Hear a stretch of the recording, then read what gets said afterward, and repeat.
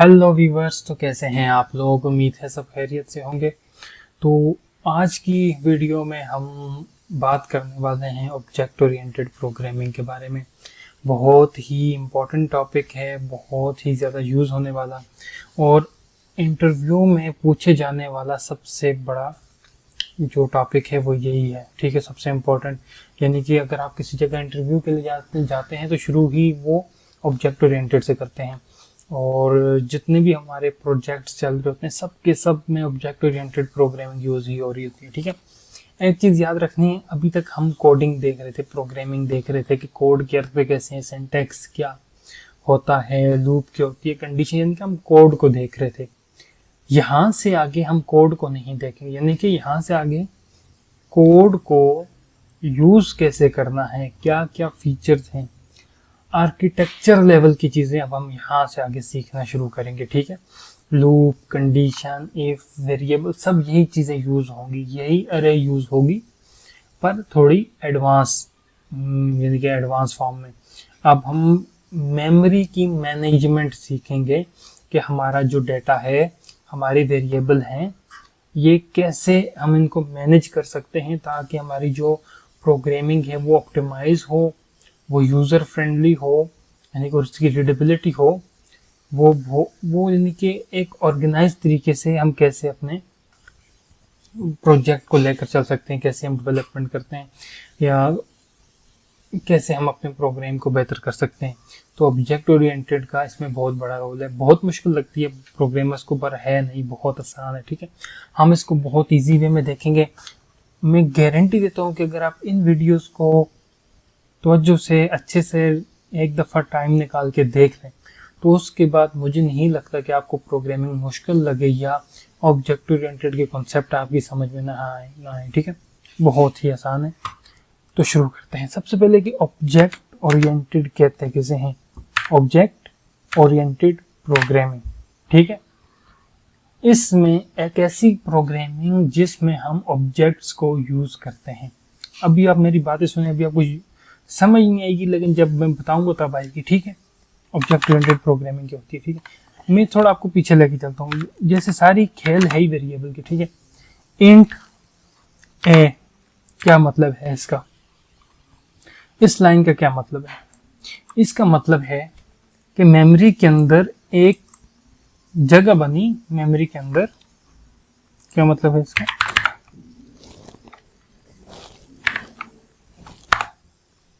मैं थोड़ा सा इसको बड़ा कर देता हूँ। ठीक है, अच्छा, इसको थोड़ा मैं भी मूव कर देता हूँ इधर। अच्छा, तो इंट ए का क्या मतलब है? इंट ए का मतलब है कि मेमोरी के अंदर, लेट्स सपोज कि ये हमारा मेमोरी है सिस्टम के अंदर, ये हमारी मेमोरी है। ठीक है, तो मेमोरी के अंदर एक जगह बनाओ, इस जगह का नाम ए है और इसमें किस टाइप का डेटा आएगा? इंटीजर टाइप का डेटा। ये किसका कंसेप्ट है? ये कंसेप्ट है वेरिएबल का। ठीक है, अच्छा, ये वेरिएबल का कंसेप्ट आ गया। अब बल्कि मैं उसको भी साथ ही रखता हूँ, इसको थोड़ा मैं छोटा कर देता हूँ, तो ये बन जाता है वेरिएबल। और से सुनिएगा, वेरिएबल बेसिकली क्या होता है? एक कंटेनर होता है जो मेमोरी के अंदर होता है, लेकिन इसमें हम सिर्फ और सिर्फ इंटीजर वैल्यू ही सेव कर सकते हैं, 9, 10, 1 नंबर ही सेव कर सकते हैं। अगर फ्लोट है तो मैं फ्लोटिंग वैल्यू ही सेव कर सकता हूँ। ठीक है, क्या कोई ऐसा तरीका है कि मैं अपनी मर्जी का कोई कंटेनर बना सकूं? मिसाल के तौर पर कोई ऐसी डेटा टाइप या कोई ऐसा हो, इस कंटेनर में सिर्फ फ्लोटिंग वैल्यू ही आ सकती है। ठीक है, स्ट्रिंग में यानी कि जो भी होगी वो स्ट्रिंग ट्रीट होगी, लेकिन क्या कोई ऐसा कंटेनर है कि मैं अपनी मर्जी का बना सकूं? मैं उसमें इंटीजर वैल्यू भी रख सकूं और इंटीजर और स्ट्रिंग एक साथ भी रख सकूं, मैं उसके ऊपर सिक्योरिटी भी लगा सकूं। क्या कोई ऐसा फीचर है? बिल्कुल है। इसी को हम ऑब्जेक्ट ओरिएंटेड प्रोग्रामिंग कहेंगे। क्या प्रोग्रामिंग हमें अलाउ करती है कि हम अपनी मर्जी की डेटा टाइप क्रिएट कर सकें। ठीक है, हम अपनी मर्जी का कंटेनर बना सकें और उसको यूज़ कर सकें। कुछ कंटेनर तो प्री डिफाइन उन्होंने दे दिए गए हैं डेटा टाइप्स, इनको आप यूज़ करो, लेकिन हम अपनी मर्जी से भी बना सकते हैं। मिसाल के तौर पर, ठीक है, मिसाल के तौर पर मैं ये चाहता हूँ कि मैं एक कंटेनर बनाऊँ, ठीक है, मैं क्या करूँ, एक कंटेनर बनाऊँ, बहुत गौर से सुनना है। जिस तरह ये कंटेनर है, इसमें सिर्फ और सिर्फ इंटीजर वैल्यू आती है, पर मैं ये चाहता हूँ कि मैं जो बनाऊँ इसमें इंटीजर वैल्यू भी आए, इसमें स्ट्रिंग वैल्यू भी आए, ठीक है, वगैरह वगैरह, सिंपल से लेकर चलते हैं। और इसको मैं नाम दे देता हूँ, लेट्स सपोज मैं नाम दे देता हूँ, इसको स्टूडेंट का ही नाम दे देता हूँ कि इस डेटा टाइप का नाम रखूंगा स्टूडेंट।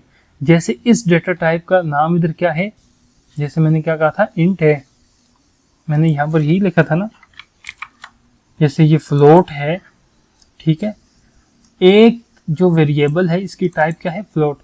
इसी तरह ये जो कंटेनर मैं बनाऊंगा इसकी टाइप में क्या रखूंगा, इसका नाम क्या रखूंगा, स्टूडेंट। इस वेरिएबल जो बना है उसका नाम ए है, लेकिन इस कंटेनर का जो नाम है वो फ्लोट है, यानी कि फ्लोट टाइप का कंटेनर है। इसी तरह जो मेरा कंटेनर बनेगा इसकी जो टाइप का नाम है मैं स्टूडेंट रख लेता हूँ, और इसके अंदर ये दो कंटेनर मैं बनाऊं, ठीक है। कैसे ये मैं काम प्रोग्रामिंग में कैसे करूँगा, बहुत आसान। हम अपने मेन फंक्शन से बाहर आते हैं, तो यहाँ पर दो चीज़ें हैं, ठीक है, एक होता है स्ट्रक्चर और एक होती है क्लास, ठीक है। इन दोनों में डिफरेंस क्या है ये हम बाद में देखेंगे, या हम थोड़ा जब आगे काम करेंगे तब मैं आपको इसका डिफरेंस बताऊंगा, लेकिन अभी मैं इसको मिक्स नहीं करूंगा, अभी आपने और कोई चीज़ नहीं सोचनी, ठीक है। तो प्रोग्रामिंग में मैं एक कीवर्ड लिखूंगा क्लास, ठीक है, क्लास है। उसके बाद हमने लिखना है अपने कंटेनर का नाम। कंटेनर का नाम हमने क्या सोचे, क्या रखें, स्टूडेंट, मैंने रख दिया। उसके बाद मैं बॉडी ओपन करूंगा, ठीक है। अच्छा, अब ये क्या हुआ, ये मैंने अपना कंटेनर बना दिया जो कि किस टाइप का है, स्टूडेंट टाइप का। अच्छा, इसमें होगा क्या, इस कंटेनर में एक होना चाहिए इंटीजर, मैं इसमें रख देता हूँ रोल नंबर। अच्छा, जब भी आप प्रोग्रामिंग करें तो मोस्टली आप याद रखें कि आपने वेरिएबल ऐसे बनाना है, ठीक है। कोडिंग स्टैंडर्ड्स होते हैं जिनको प्रोफेशनली फॉलो करना पड़ता है, मतलब किसको बोलते हैं, कैमल केस। आप समाल से शुरू करते हो, कोई स्पेस कोई अंडरस्कोर नहीं, रोल नंबर, रोल एक अलग वर्ड है, नंबर एक अलग वर्ड है, लेकिन हम इसको क्या करेंगे, कैपिटल लेटर से डिफ्रेंशिएट करेंगे, चाहे जितना भी हो आपने ऐसे करना है, रोल नंबर, ठीक है। दूसरा मैं स्ट्रिंग टाइप का रख लेता हूँ, स्ट्रिंग के ऊपर हमने पीछे अच्छा काम किया है, आपने वो जरूर वीडियो देखनी है। स्ट्रिंग में रख लेता हूँ नेम, इसमें मैं स्टूडेंट का ले लूंगा नेम, एंड एक और वेरिएबल बना लेते हैं स्ट्रिंग क्लास। अच्छा, अब मैं क्योंकि वेरिएबल का नाम मैं कीवर्ड नहीं रख सकता, तो मैं इसको डिफरेंशिएट के लिए ट्रिपल एस डाल देता हूँ, ठीक है। ये मेरी बन गई क्लास। आई होप यहाँ तक समझ आ गई होगी। सिंपल क्लास कीवर्ड लिखना है, आगे कंटेनर का नाम आपकी मर्जी, आप जो भी रखो, नेमिंग रूल को फॉलो करते हुए ब्रैकेट डालोगे, और एंड पे आप डाल दोगे टर्मिनेटर, ठीक है। ये हमारा कंटेनर हो गया पूरा। अब बहुत ध्यान से सुनिए, मैं इसको इंटीजर ही करता हूँ, ठीक है। ये हमारी आगे बन गया। अब इस कंटेनर को क्या हम यूज कर सकते हैं, कैसे कर सकते हैं, बहुत ही आसान, ठीक है। अच्छा, मैंने एक कंटेनर का नाम क्या रखा है, स्टूडेंट। ए का जो कंटेनर है उसका क्या नाम है, इंटीजर। तो मैं अब ये क्या हुआ, मैंने अपना कंटेनर बना लिया, मेरी अपनी डेटा टाइप हो गई। तो मैं डेटा टाइप यूज करूंगा स्टूडेंट, कि मैंने ऊपर एक डेटा टाइप बनाई है स्टूडेंट, ठीक है, मैं यही यूज करूंगा। इसका मैं नाम कोई भी रख लेता हूँ, ठीक है। ये मेरी डेटा टाइप आ गई। आगे मैंने वेरिएबल क्रिएट करो ना, वेरिएबल कैसे क्रिएट होता है, वेरिएबल क्रिएट होता है, आप वेरिएबल का नाम लिखते हो, उसकी डेटा टाइप और मेंशन करते हो, सिंपल। तो मैं स्टूडेंट में नाम रख लेता हूँ S1, स्टूडेंट 1, ठीक है। अब क्या होगा, जब ये लाइन एग्जीक्यूट होगी, जब ये लाइन एग्जीक्यूट होगी तो क्या होगा, आपकी मेमोरी के अंदर, ठीक है, क्या होगा, मैं इसको थोड़ा न्यू पे ले जाता हूँ, अभी हम दोबारा से करते हैं। अब क्या होगा जब मैं ये लाइन लिखूंगा स्टूडेंट S1, तो क्या होगा, लेट्स सपोज कि ये आपकी मेमोरी है, इस मेमोरी के अंदर एक कंटेनर बनेगा। अब ये कंटेनर इंटीजर टाइप का नहीं होगा, किस टाइप का होगा, स्टूडेंट टाइप का। स्टूडेंट टाइप के कंटेनर में क्या क्या है, इसके अंदर एक और कंटेनर बनेगा इंटीजर टाइप का, दो स्ट्रिंग टाइप के, ऐसे ही है, इंटीजर स्ट्रिंग एंड स्ट्रिंग। मैं राइटिंग पैड ढूंढ रहा हूँ, मुझे कोई अच्छे वाला मिल नहीं रहा, मुझे माउस से करने में बहुत प्रॉब्लम होती है, पर इंशाल्लाह मिल जाएगा। और इस कंटेनर का नाम क्या है, इसका नाम है S1। वही काम जो वेरिएबल में हो रहा है वही काम नीचे हो रहा है। अच्छा ठीक, जो काम ऊपर हो रहा है वही काम नीचे हो रहा है। देखिए डेटा टाइप, वेरिएबल वेरिएबल, इधर डेटा में असाइन करो, यहाँ पर अभी मैं डेटा कैसे डालते हैं वो चीज भी बताता हूँ, ठीक है, बहुत आसान है। देखें अब क्या करना है, S1 जो मेरा वेरिएबल है, अब इसके अंदर एक जगह नहीं है कि मैं इक्वल कर दूं, ठीक है। अब S1 के अंदर क्या करो, S1 के अंदर एक वेरिएबल है रोल नंबर, इसके अंदर असाइन कर दो कोई डेटा। रन करके अभी तक चेक कर लेते हैं कोई एक्सेप्शन तो नहीं आ रही, सॉरी आ रही है, यहाँ बस स्ट्रिंग आएगी, स्ट्रिंग रन करते हैं। अच्छा क्या करें, सॉरी एक चीज मैं बताना भूल गया, यहाँ पर आपको एक कीवर्ड लिखना है पब्लिक। ये पब्लिक प्राइवेट के होते हैं, मैं आपको बताता हूँ, ठीक है। ये पब्लिक प्राइवेट हम डिटेल में देखें, अभी हम सिंपल सा इसको रन करके चेक करते हैं, ठीक है, कोई एरर नहीं आया। अच्छा यहाँ पर अब हो क्या रहा है, बहुत सिंपल, ठीक है, गौर से देखिएगा। ये हमारी डेटा टाइप आ गई, ये हमारा कंटेनर का नाम आ गया डेटा टाइप, ठीक है, स्टूडेंट S1। जब मैंने ये लाइन लिखी तो क्या हुआ, मेमोरी के अंदर जो S1 नाम का वेरिएबल क्रिएट है, इसके इंटीजर में आके सेव कर देगा 10, ठीक है। इसी तरह मैं बाकी वैल्यू भी सेव कर सकता हूँ, S1 डॉट नेम, नेम में सेव कर दो, लेट्स सपोज मैं अपना नाम सेव कर देता हूँ, और S1 डॉट नेम के बाद क्लास हो गया, नेम हो गया, रोल नंबर में रोल नंबर हो गया, dot class is equal to, class में सेव कर देता हूँ कोई भी, लेट्स सपोज कुछ भी मैं कर देता हूँ, डाल देता हूँ।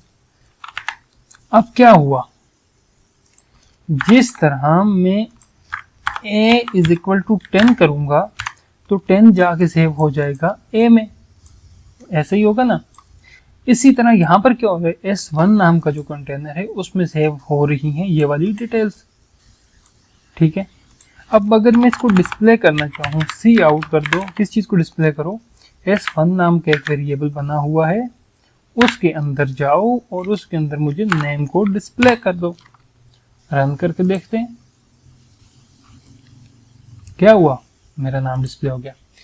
अब ये सारी चीजें हैं क्या, ठीक है, देखें ये आ गई हमारी क्लास, ठीक है। ये जो वेरिएबल बनाया है, वेरिएबल का जो नाम रखा है, इसको हम बोलेंगे ऑब्जेक्ट, ठीक है। ये आ गए हमारे पास ऑब्जेक्ट, ये आ गए हमारे पास क्लास, इनको हम बोलेंगे मेंबर वेरिएबल्स, ठीक है। और इस पूरे को हम बोलेंगे ऑब्जेक्ट ओरिएंटेड प्रोग्रामिंग। क्या बोलेंगे, ऑब्जेक्ट ओरिएंटेड प्रोग्रामिंग। क्यों, अब ये ऑब्जेक्ट्स इंक्लूड हो गए, हम अपना डेटा ऑब्जेक्ट की मदद से हैंडल कर रहे हैं, तो बेसिकली ये क्या हो गया, इस प्रोग्रामिंग को हम बोलेंगे ऑब्जेक्ट ओरिएंटेड प्रोग्रामिंग। आसान है या नहीं, वही चीज है जो हम, जिस तरह ये सिंपल इंट है बिल्कुल वैसी ही है, बस इसमें यह होगा कि थोड़ी चीजें और एडवांस हो जाएगी। अभी हमने बहुत सिंपल देखी है, ठीक है।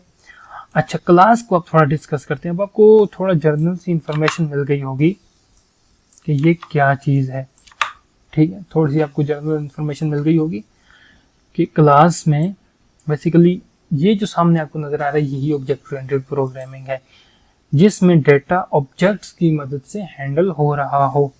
ठीक है, जब भी क्लास नाम का कोई भी हम वेरिएबल बनाते हैं तो उस वेरिएबल को क्या बोलेंगे, ऑब्जेक्ट बोलेंगे। ऑब्जेक्ट क्या करता है, जिस क्लास को ऑब्जेक्ट होता है उस क्लास को वो रेफर कर रहा होता है। उस क्लास के अंदर हम जितने भी पब्लिक मेंबर होते हैं इसको हम एक्सेस कर सकते हैं।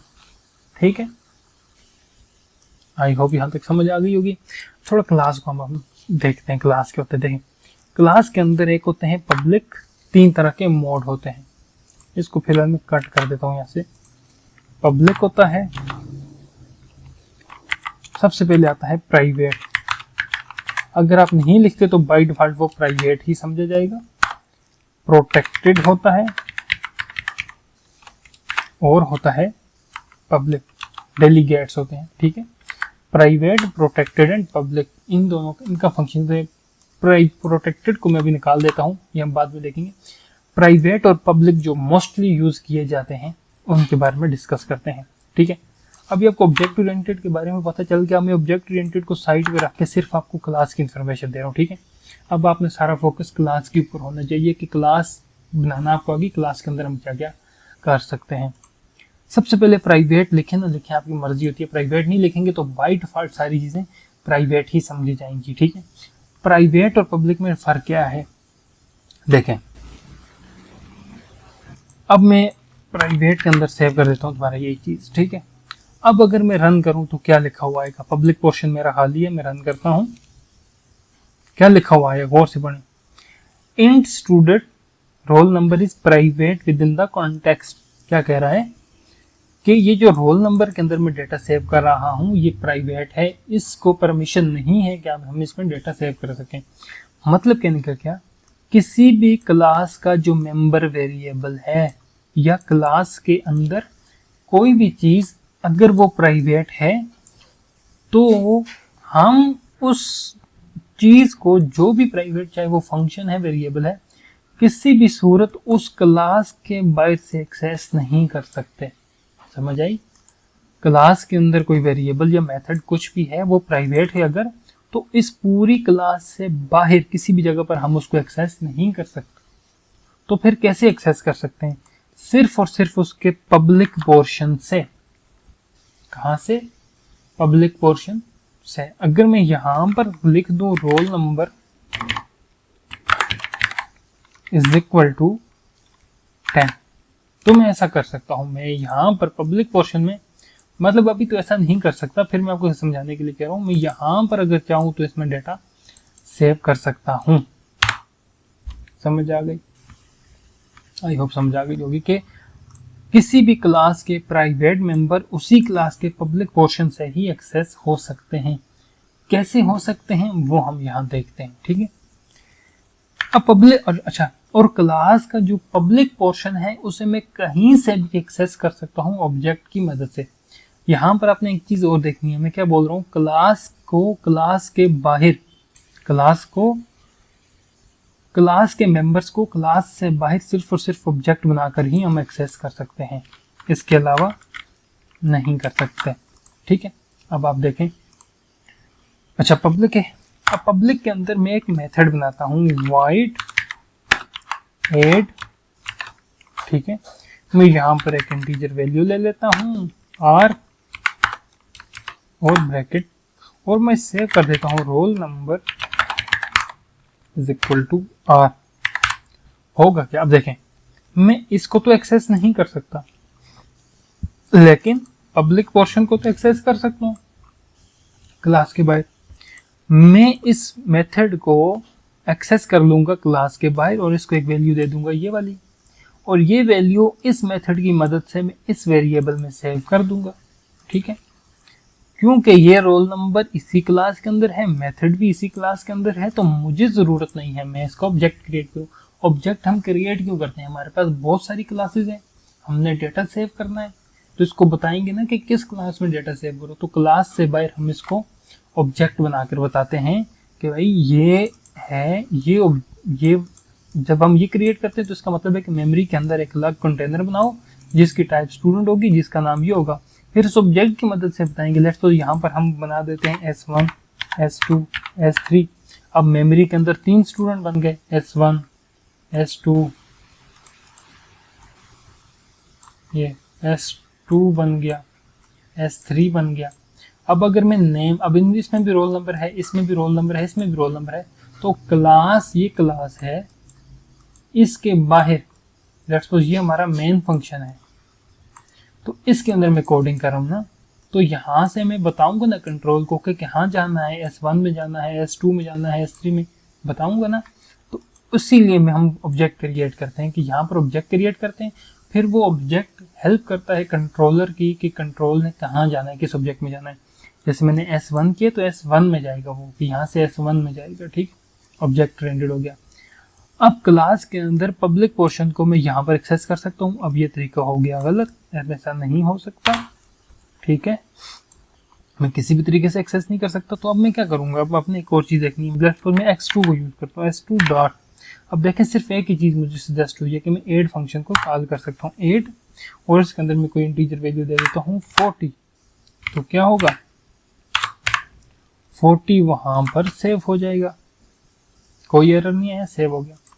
क्या मैं इसको डिस्प्ले भी कर सकता हूँ, सी आउट ऐसे S2 डॉट रोल नंबर, नहीं कर सकता, क्यों भाई, डायरेक्टली तो मैं इसके वेरिएबल को एक्सेस ही नहीं कर सकता, तो फिर पब्लिक पोर्शन में रोल नंबर है नहीं, मैं क्या फिर डिस्प्ले कैसे करूँगा, बिल्कुल ऐसे ही जैसे सेव किया था, void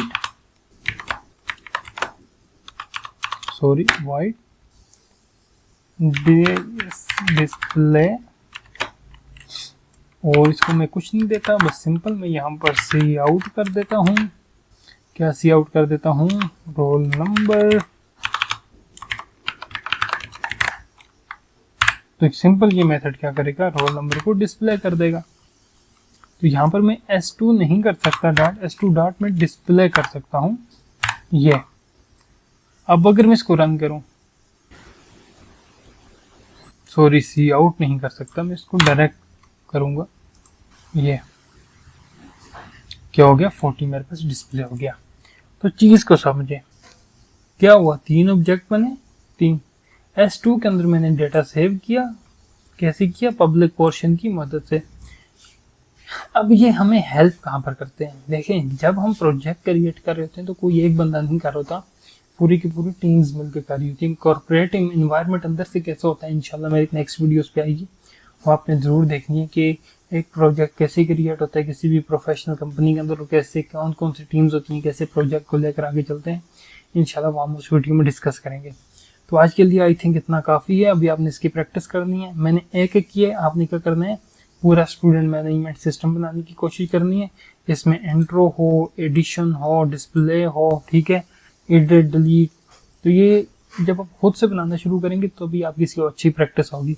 I hope object oriented की आपको यहाँ तक समझ आ गई होगी। इससे ये ऑब्जेक्ट ओरिएंटेड के कंसेप्ट बहुत ज़्यादा हैं, तो इंशाल्लाह हम एक एक करके आगे लेकर चलेंगे, लेकिन मेरी कोशिश होगी कि मैं इसका आपको जस्ट इतना बताऊंगी जितना आपके लिए ज़रूरी है। अगर आपको इसको डीप में समझना है तो मैंने आपको एक चैनल शुरू में भी सजेस्ट किया था, mysurgy.com के नाम से यूट्यूब पे एक चैनल है, वो मैंने भी ये समझ लेंगे उनसे सीखा है, he is a great teacher, वो आपको इसकी डिटेल डेप्थ में जाकर समझाएंगे, ठीक है, मेरी आपको समझ आ गई, वो आपको डेप्थ में जाके इसकी डिटेल समझा देंगे। C++ अगर आपने समझनी है तो वहाँ से समझ लें, मैं प्रोग्रामिंग करवा रहा हूँ ना कि कोई स्पेसिफिक लैंग्वेज, ये मैं हमेशा से कहता हूँ, ठीक है।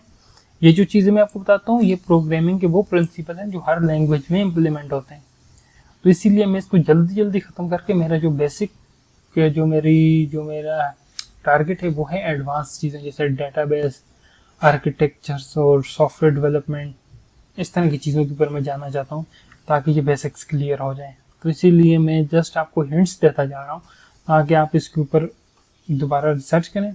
आप यूट्यूब से, गूगल से सर्च करें कि हमने ये पढ़ा था कि क्लास होता है, उसमें प्राइवेट होता है, पब्लिक होता है, मैंने प्रोटेक्टेड के बारे में नहीं बताया, प्रोटेक्टेड होता है ये क्यों यूज़ करते हैं, क्या होते हैं, पब्लिक पोर्शन में क्या होता है, प्राइवेट, ये अब आपका अपना काम है, ठीक है। हाँ मैं सारी सी चीज़ें बताऊँगा, मैं ज़्यादा डेप्थ में नहीं जाऊँगा। तो ये एक दफ़ा जब हम एडवांस में चले गए तो वहाँ पर मैं हर चीज़ डिटेल में बताऊँगा, डेटाबेस में, ठीक है, वहाँ पर मैं हर चीज़ डिटेल में बताऊँगा।